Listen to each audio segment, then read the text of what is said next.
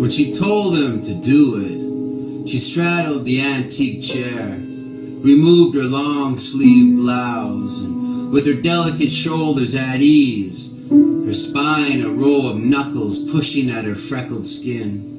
He stood not quite understanding, or rather, he understood perfectly well, but the implications of what she was saying pushed him beyond his abilities to comprehend. She said she wanted to do this. She had fantasized about doing this for a long while, but had never before met the right person. Sure, this was a twisted desire, but so what? It was hers, only she could not do it herself. She wanted him to do this for her, she said. And he stood staring at her bare back, which seemed as wide as a snow-covered lake. "Tell me again, why?" he asked. "Instead of a tattoo," she said.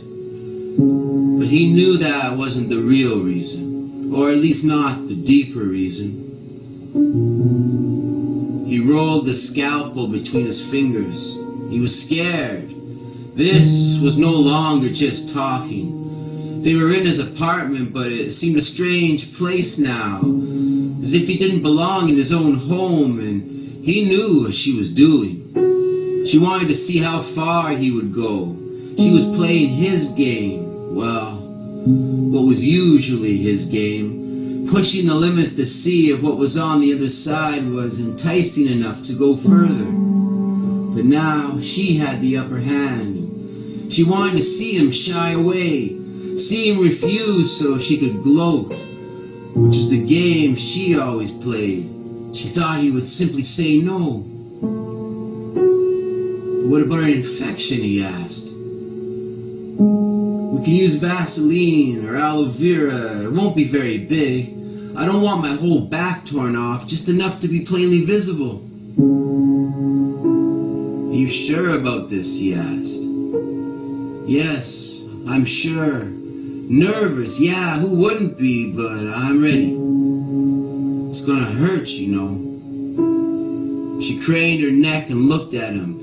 He stopped rolling the scalpel in his hand. Without saying a thing, he could hear what she was telling him. Enough with the stalling tactics.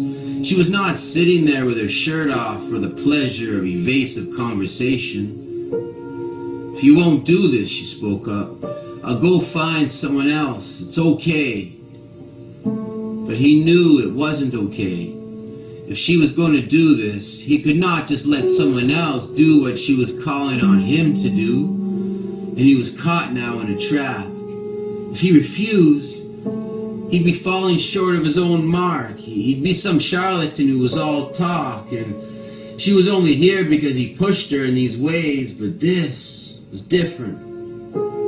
This was going further than he'd ever been, further than she'd ever been with him. And if they were at this place, they now had to go all the way, or else they were both charlatans. They had to cross the line drawn in the sand between them. "Okay," he said.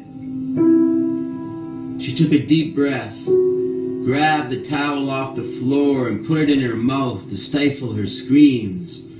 And he began with the scalpel, carving the outline of a heart on her right shoulder blade as she wailed into the towel.